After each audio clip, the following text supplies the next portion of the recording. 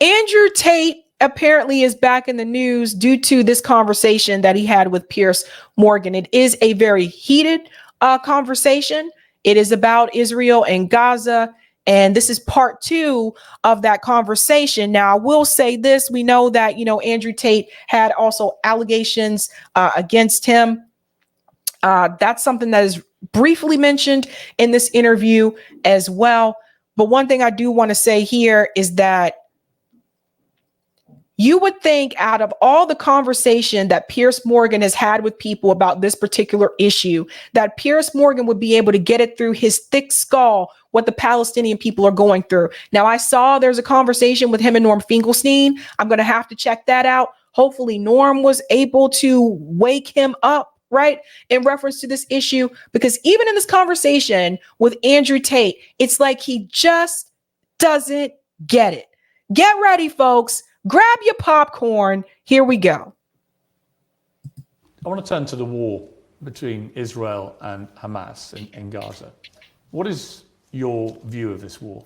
I think when you call it a war, you're doing a disservice to the people who are having their limbs blown off by some of the most advanced technical weaponry on the planet. It is a genocide and it is disgusting. And it doesn't matter which side of the political spectrum you fall on. When you observe a genocide in front of your very eyes, you should be disgusted. Which side is waging genocide? The Israelis are genociding the Palestinians, and you know it as well as everybody else does. That. Well, then it seems like your bosses are not allowing you to know it. What do you think of what Hamas did on October the 7th? Why are you starting the story in the middle? I didn't. I just asked you about the wider war. I'm now asking you specifically about Hamas. I cannot professionally answer that question without talking about the context that led up to October 7th. Well, nothing, to my mind, justifies what happened on October the 7th. Nothing justifies what happened before October the 7th, Piers. This is the exact point. So you're talking to a man. I don't know what answer you expect from me, because let's forget the fact that I'm a Muslim. You're talking to a man who is fighting oppression to the best of his ability because he believes that the people in charge of the world are enslaving us all, to the point where I detriment my own life. I end up in a jail cell because I'm speaking against oppression. Then you're asking me what I would do if my family was blown to pieces. You're not in a jail. Hang on. You're asking me what I would do if another government came along and blew my family to pieces? You weren't put in a jail. Let me pause there for just a second. Notice that Andrew Tate automatically calls out the fact that maybe your bosses, Piers, are the ones who won't let you acknowledge it. I agree with that too. I think Piers Morgan would be able to continue to have this show if he were to go ahead and agree to the fact that a genocide is taking place, that the state of Israel wants to be done with the Palestinian people. The multiple statements that have come from people like Netanyahu and former Prime Minister Naftali Bennett, also other advisors to Netanyahu, where they've said in interviews that they want all of them gone. It's very apparent. So if Piers Morgan is saying that he does not know that, you have to ask yourself, who is paying Piers?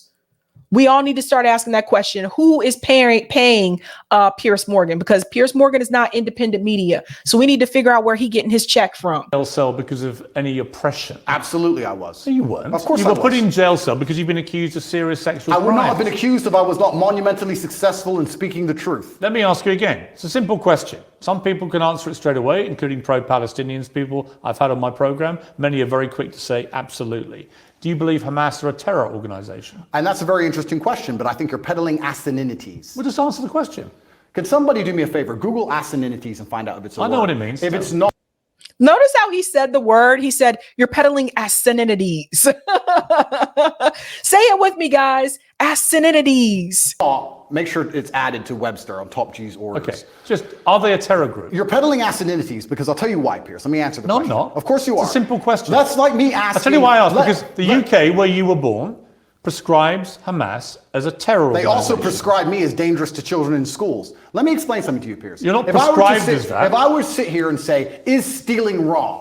And you'd say yes, and I go, but what if the person stealing is trying to feed their family, and if they don't, their family are going to die? Is it still wrong? You're trying to take a very nuanced and complicated argument and reduce it down to one sentence, which is failure. You're trying to equate stealing with a mob of terrorists breaking over a border, going to peaceful... Is that what Israel did? Wait a minute. A mob of terrorists breaking over a border and killing people. Is that what Israel did? Going through a border on October the 7th. Oh, October the 7th. Massacre.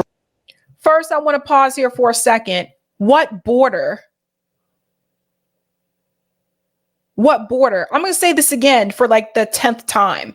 A fence is not a border. You know, it's just like you can't just put up a fence and say, okay, this is a border now. So to me, it's just, I kept saying that over and over again. A fence is not a border. Say it with me, people. We need to start a new slogan. A fence is not a fucking border, period.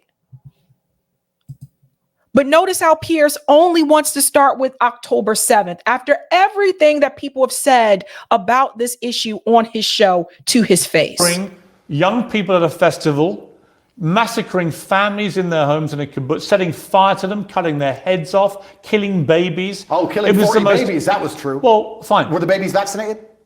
Why are you being flippant? I'm not being flippant. The point I am I making. don't find that funny. No, but the point I am making is that the media lies. Firstly, secondly, I can ask you about different things at the same time, right? Sure. So I'm asking you first of all, specifically, what is your reaction to what happened on October the 7th? Sure, I'll answer the question professionally. I do not condone the loss of human life on either side.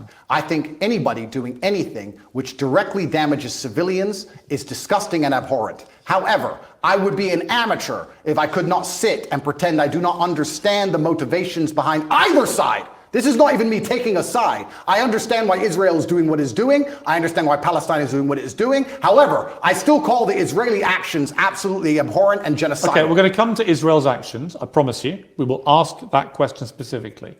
But in terms of what Hamas did on October the 7th, do you accept that was an act of terrorism? It's an interesting question because once again, really. It is. It's a very straightforward question. Because you're the person who would have called Nelson Mandela a terrorist while he was still in jail, and one person's terrorist is another person's freedom fighter. I wouldn't have called him that. For me to answer the question, yes, you would have. For me to. Let's go back to this part about Nelson Mandela because I think this is an important point to bring up. Damages civilians is disgusting and abhorrent. However, I would be an amateur if I could not sit and pretend I do not understand the motivations behind either side. This is not even me taking a side. I understand why Israel is doing what it's doing. I understand why Palestine is doing what it's doing. However, I still call the Israeli actions absolutely abhorrent and genocidal. Okay, we're going to come to Israel's actions, I promise you. We will ask that question specifically. But in terms of what Hamas did on October the 7th, do you accept that was an act of terrorism? It's an interesting question because once again, really. It is. It's a very straightforward question. Because you're the person who would have called Nelson Mandela a terrorist while he was still in jail, and one person. Yes. So, look, I've never been an Andrew Tate fan. I think there's some things about Andrew that Sabby is not on board with. I'll just say that. But I think he killed it in this interview because he brought up the fact that Piers Morgan, based on the rhetoric that Piers has right now in reference to this particular issue about the occupation, that's why he keeps bringing up October 7th. He doesn't want to go back and have to talk about the history of the occupation. Because the thing is this. I agree with Andrew Tate when he says that you, Piers, would have called Nelson Mandela a terrorist. I agree. I think he would have. Now, a lot of people that sit around today, they applaud what Nelson Mandela has done. They call Nelson Mandela a hero. Remember, this guy spent 27 years in jail, in prison, fighting against apartheid in South Africa. He's seen as a hero. Was he seen as a hero at that point in time? We always have to go back and ask. You have to remember, even when you look at the civil rights movement, a lot of people applaud Malcolm X today. A lot of people applaud MLK today. But at that point in time, the civil rights movement was not popular. And this is something that people really have to grasp. I don't think a lot of people realize that. It's popular to talk about it now. It's popular to celebrate MLK on MLK's birthday. But at that point in time, when they were fighting for injustice, fighting against injustice, when they were fighting for equality, the civil rights movement was not popular. So for all the people who sit around and applaud Nelson Mandela, Joe Biden, they call him a hero. You are basically applauding Nelson Mandela for fighting back against apartheid and oppression of the South African people. But when the Palestinian people are trying to do the same thing, fight back against the oppression, they're all terrorists. According to the state of Israel, it's not just Hamas. They said all of them, all of them. So I agree with Andrew that Piers Morgan, yes, you would have called Nelson Mandela terrorist. Let's go on. Person's terrorist is another person's freedom fighter. I wouldn't for have me to told him answer that. the question, yes, you would have. For me to answer the question, I have to be very professional, Piers. For me to sit on the outside in Romania with no personal involvement in Israel-Palestine, it's easy for me to say, yes, it was an act of terror. However, if I was in Gaza, if I was in an open-air prison, if my family had been annihilated by bombs from the sky, if everybody I knew had suffered the loss of a loved one, if I had no chance of any kind of freedom or democracy or standard of life, would I believe it was an act of terror? Or would I believe it's an act of resistance against oppression? You have to be very careful how you answer these questions. So what do you think? I think I understand what happens when you take people and put them in such an inhumane condition. For anybody to sit and say that you're going to take people and put them in absolutely inhumane conditions and give them no standard of life, and they're not allowed to ever fight back, or they are terrorists. But I can agree with you. Anyone who does that is an amateur. I can agree with you that the plight of the Palestinians for many decades has been absolutely shameful. So what did we think was going to happen, Piers? No, nothing justifies what happened on October the 7th. So what are they supposed to do? Nothing. So what are they supposed to do? That was an act of medieval barbaric terrorism. Nothing justifies it. Did they suffer acts of medieval? Did they suffer acts of medieval barbaric terrorism before that date? Yes. And it's unfortunately an eye for an eye in this world. Tell me, I'm not condoning. I'm being a professional and answering to you why it happened. Give me one example of where Israel, without any provocation, went into, a specific question, went into Gaza and massacred 1,500 innocent people, cutting their heads off, taping and boasting about what they'd done back to their families in Israel, kidnapping Holocaust survivors, bringing them, they wouldn't have, of course, done that in their case, kidnapping old grandmothers and bringing them back to Israel, kidnapping babies, kidnapping children. When has Israel actually gone in and done something of the scale of October the 7th? Let me pause there for a second. Did you notice how the number has now changed to 1,500? You guys notice how this number continues to change? First it was 1,400. Then they were like, oh, we were wrong about a couple hundred of those. It turns out that was actually not Israeli civilians. So it was actually 1,200. That was coming from the Israeli advisor to Netanyahu in a recent interview with Mehdi Hassan, right? And now Piers Morgan is saying it's 1,500. You know, they're just making up things. There's literally endless examples of that. Give me one. In 2014, they were bombing civilians. You know what, Piers? Let me tell you something. I'm not talking about what they would categorize as retaliation for rocket strikes. And there's an arguable point, as there is, for example, I'm vehemently against the expansion of the settlements on the West Bank. I think there are legitimate questions about the proportionality of Israel's response here. Yeah. So Piers Morgan says he's against the expansions of the settlements in the West Bank. Okay, well, to that I say, Piers, or I ask you this question, so what should they do?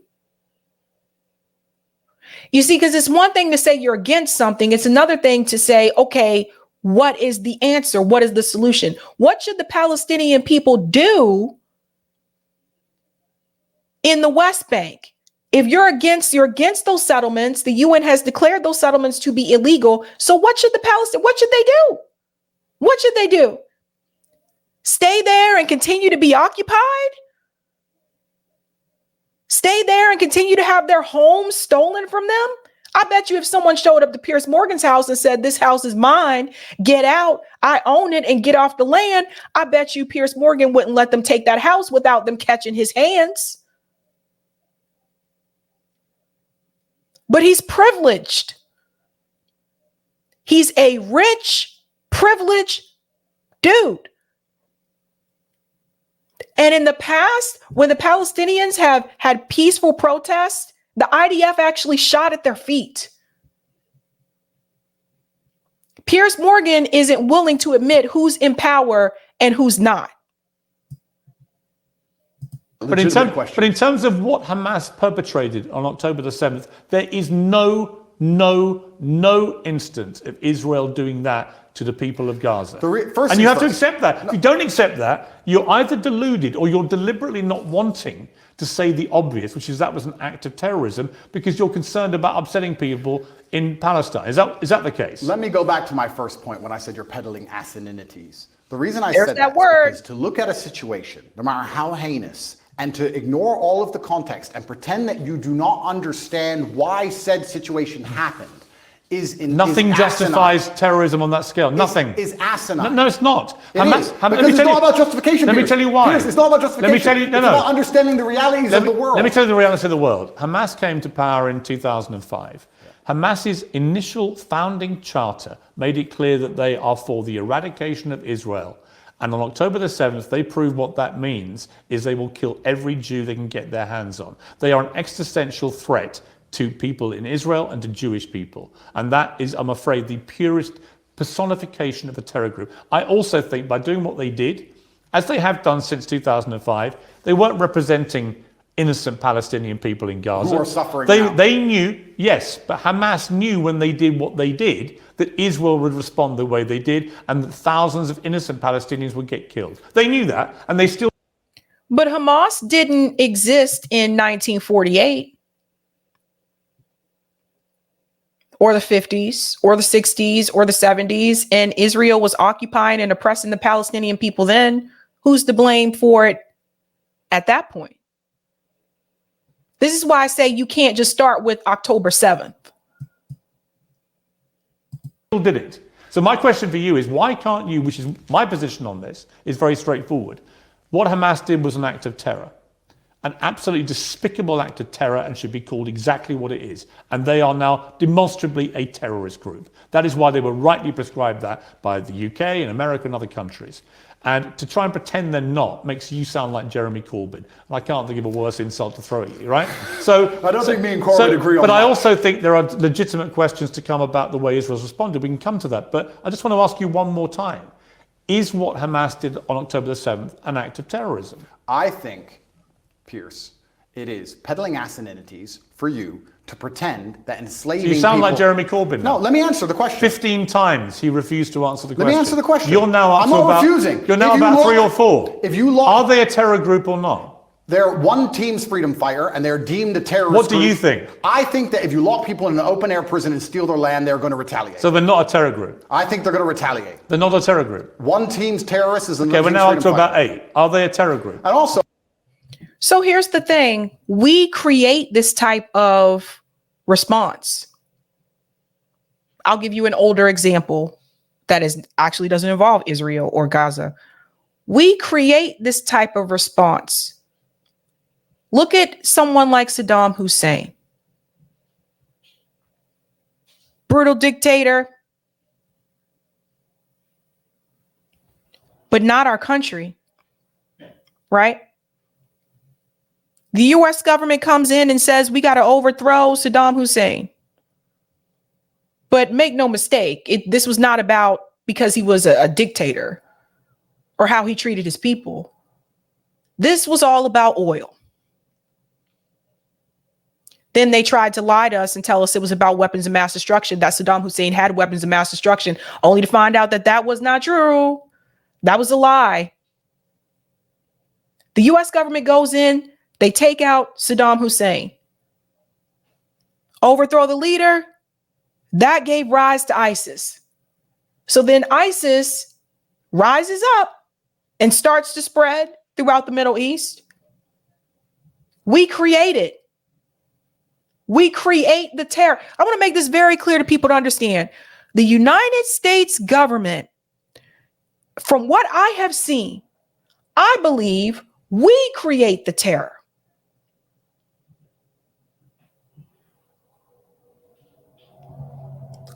Let's go on. Oh, another thing I want to make clear to you, Piers. Only Jeremy Corbyn has done this. Done what? Refused to answer the question.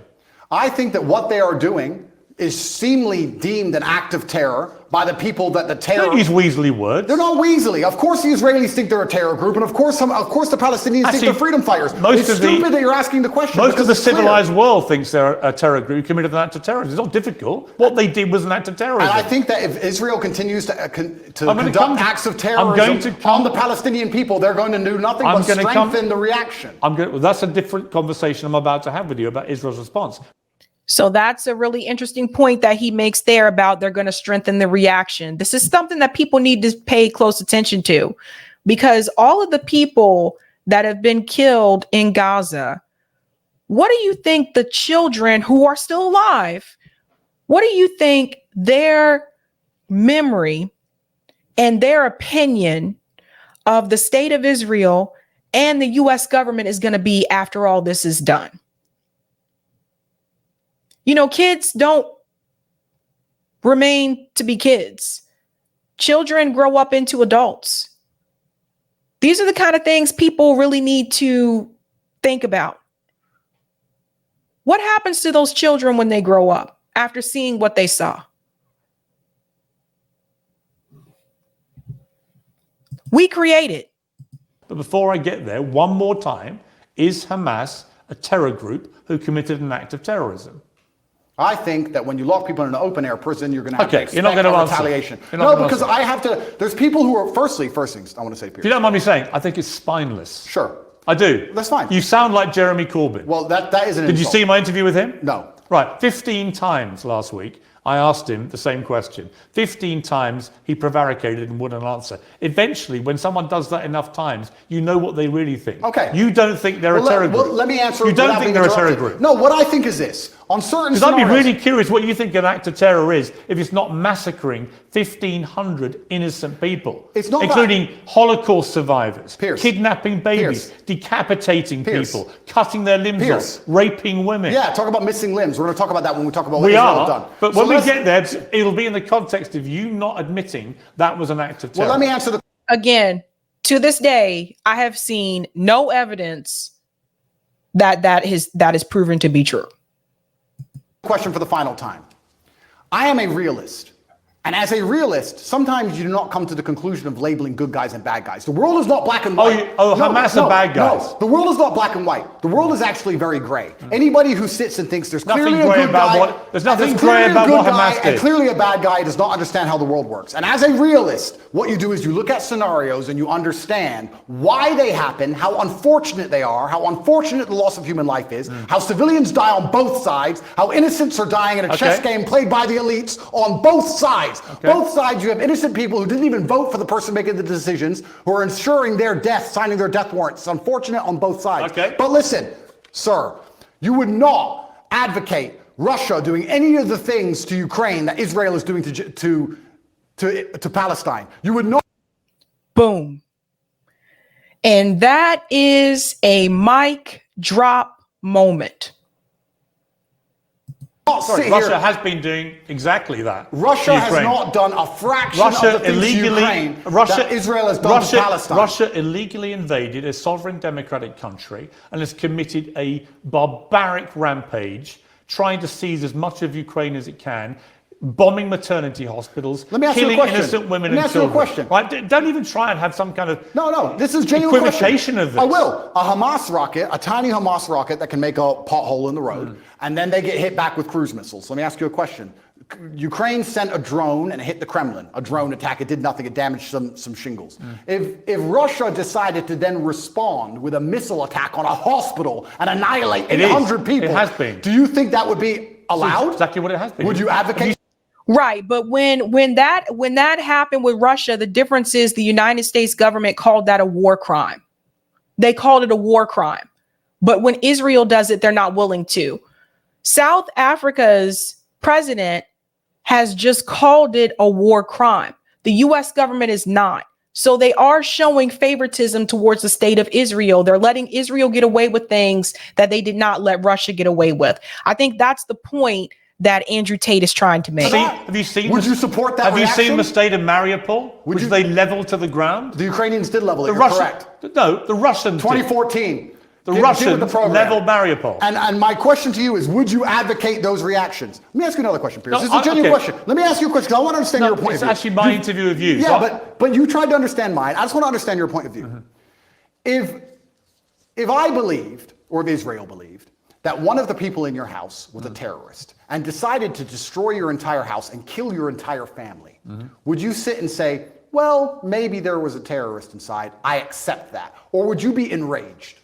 Genuine question. I don't think you can take an individual person's response. Well, it's a bunch of individual people in Gaza. Yeah, They're sure. people, individuals with thoughts and dreams and aspirations which are being annihilated. 15-year-old girls without legs because of cruise missiles. Let's come to they that. are individual people. They're not cattle, Piers. Let's come to They're that. people. Right, and so were the people in Israel on October the 7th. And that's why it's so heinous, which is my exact point. But not heinous enough to reach your bar of terrorism. It's not about reaching bar of terrorism. It's understanding why things happen. By not saying it, you've made your position clear. Just as Jeremy Corbyn did. And to pretend you're any different is ridiculous. Let's move on. I think the point that Andrew Tate is trying to make is, again, not everything is always black and white. And sometimes there is a gray area, like he was saying. So the question that I have again, and I did ask this question after October 7th, I'm going to ask this question to the audience again. Do oppressed people have the right to resist? And I ask that because what are the oppressed supposed to do? Are they just supposed to remain in those conditions and continue to be abused and neglected? Like, what are they supposed to do? You know, some of the same people who applaud the Haitian slave rebellion, that revolt in Haiti, where the slaves rose up, some of the same politicians who applaud that and say we learned, you know, from Haiti, yada, yada, they can't see it when it's in reference to Gaza. You know, so you have to ask yourself this question. Do oppressed people have the right to resist? If I came to you and I came to your house and I told you, get out of the house, it's mine now, and I held you at gunpoint, took your house, took your land, told you you have to go far, far away, and you have to go live in the territory that we've named, that we have called Gaza, we've made it a territory. You have to go live in Gaza, and you will never, ever be able to return back to this land ever again. Do you have the right to resist?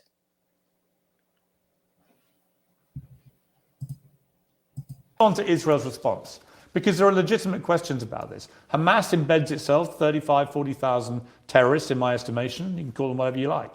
And they're embedded amongst the civilian population, predominantly in northern Gaza.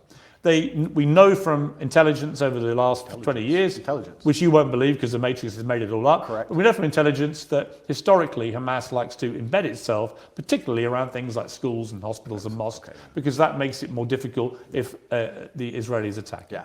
Now, Israel has killed nearly 12,000 people in its response, right? There are many people around the world demanding a ceasefire who think that is a ridiculously disproportionate response to what happened. Well, it was genocide. They would want to kill everyone in Palestine. They don't. They just want to. Yes, they do. Listen, there's different ways to commit genocide. One is through the act of war, which is where a lot of these casualties have come from, but also starvation, not allowing them to have clean water. There's many ways to, you know, dispel of a population.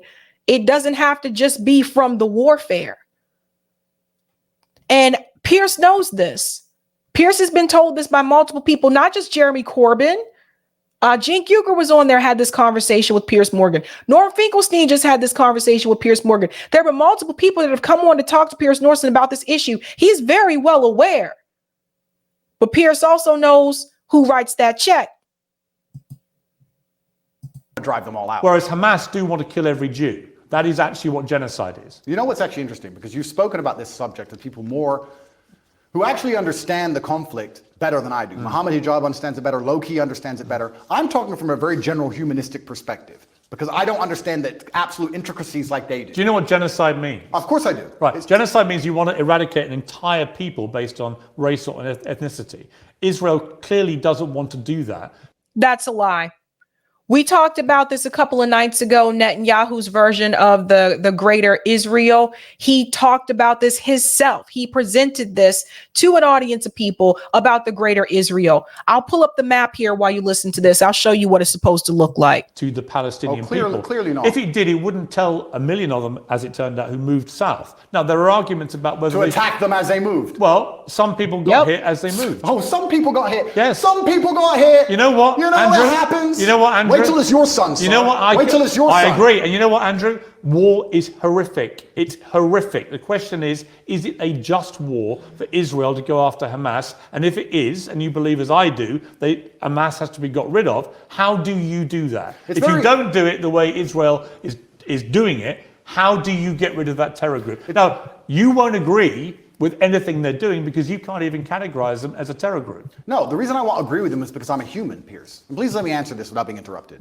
You didn't answer my earlier question for a reason, because you knew that you couldn't answer it without proving my point. The question about the fact that if they decided to cruise missile your house because they thought somebody inside was a terrorist, you would not accept the loss of your family that you have raised. You would not accept that. Of course I wouldn't. Okay, absolutely. So let me answer this as a professional.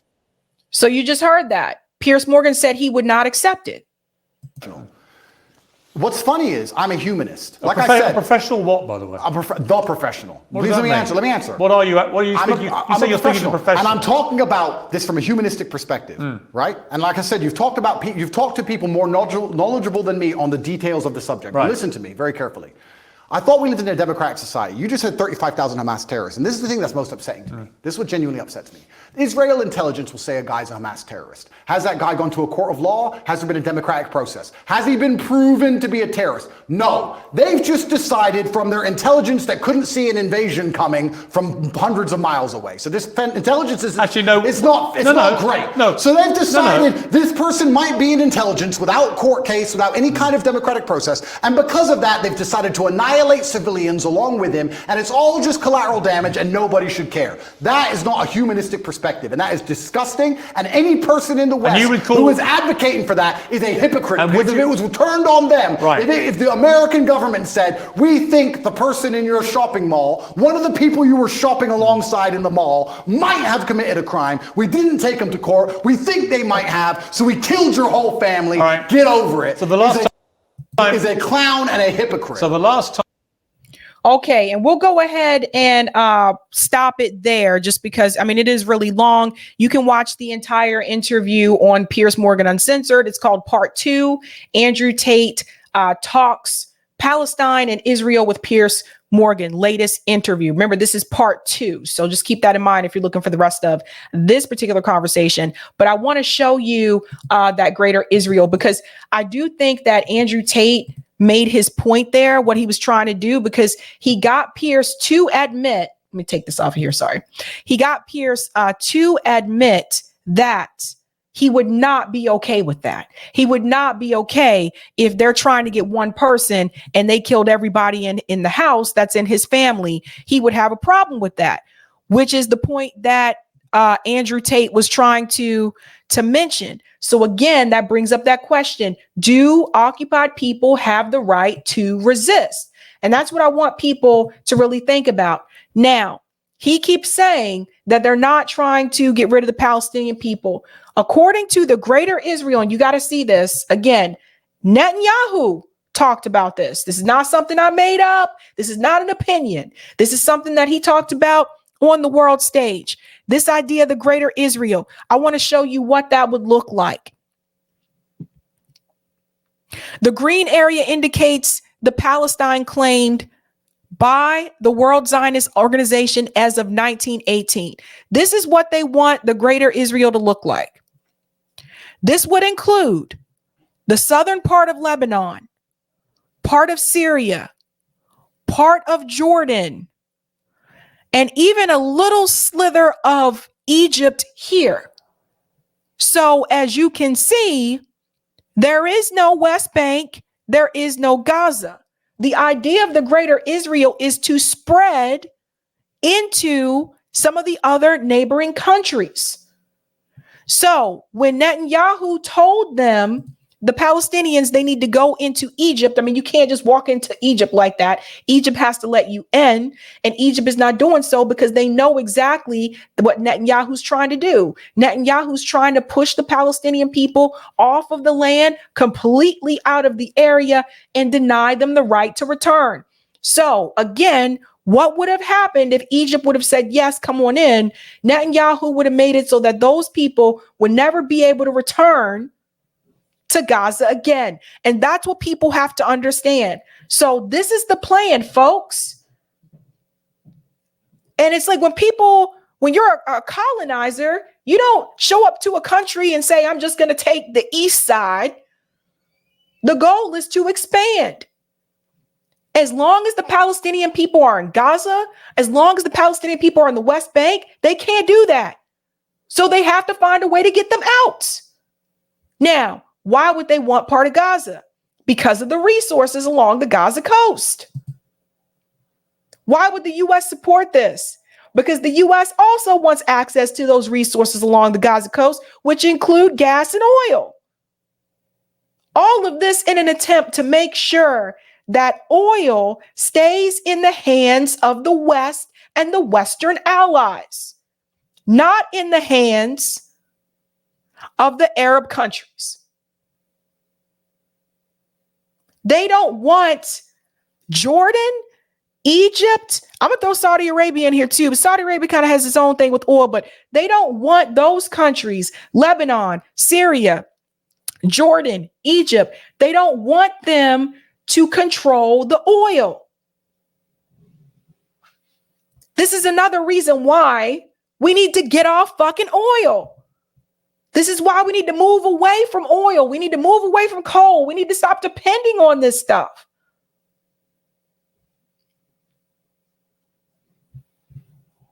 Now, I'm not a historian, but I've read a lot about this.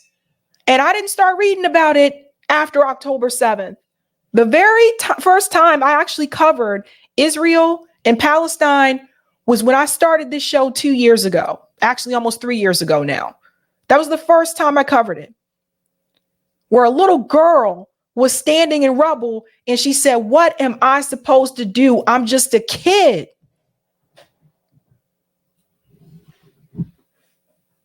So people like Piers Morgan have to stop pretending like this just happened. It did not just happen. It did not just start.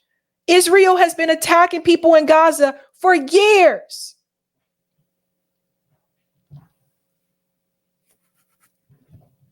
So we have to pull away from the oil. Saudi Arabia is meeting with Xi Jinping in China right now to talk about this conflict. Saudi Arabia is supposed to be joining BRICS as of January 2024. Saudi Arabia is supposed to be an ally of the United States. Things are starting to change, people. Some of these other countries are waking up and they're like, yeah, I don't really want to fuck with you no more. That's how Saudi Arabia feels, right? Like, I'm not really feeling you guys anymore. And Saudi Arabia doesn't really need us. They have the oil, not us.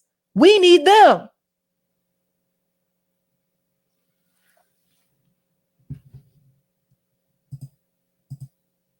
And one last piece before I head out. This idea that religion is supposed to control any type of state, I disagree with. I do not support that. This is why I agree with the separation of church and state.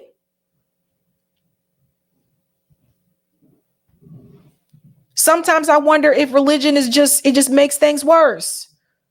And this is not to say that people can't have faith. This is not to say that people can't believe in something, a higher power, a higher calling. I'm not saying you can't.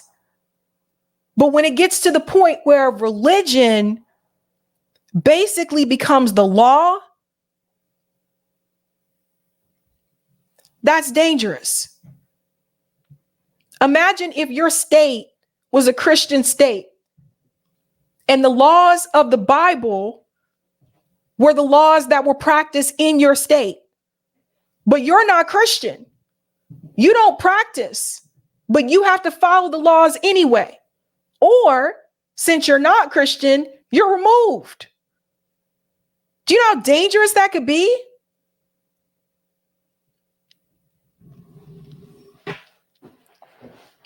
We have to remember how this all started. The Zionist project. The father of Zionism was not religious. This is the scary part. Wasn't religious.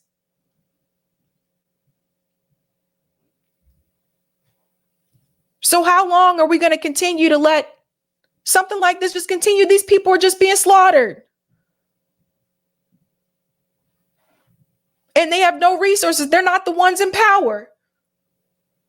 So you can criticize Hamas, but at the end of the day, who's in power?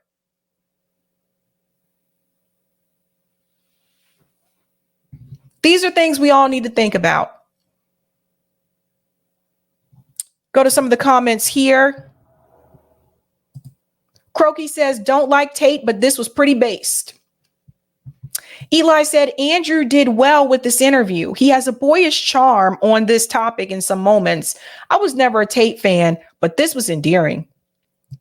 Tia says, a fence is not a fucking border. That's right. Say it with me, guys. Say it with me. Thank you for the super chat. B1 Truth Be Told. The Israel-Hamas conflict has exposed mainstream media and their hitmen yet again. Piers Morgan does not have integrity and refuse to accept facts. Thank you for the super chat. Roger, don't forget Eric is not here. That's right. I'm coming back to Rockfin. And thank you, Luis. New York is on high alert because of the threat of Hamas attacks on U.S. soil. I am terrified of a false flag to try to regain control of the narrative. We are all fodder. Again, when you hear this type of rhetoric, you hear mainstream media saying, oh, it could be Hamas attack on U.S. soil. With what resources, guys? And JB says, Sabs, the metric only applies to white European oppressed people. Black and brown oppressed people don't have that right according to the West. Something to think about.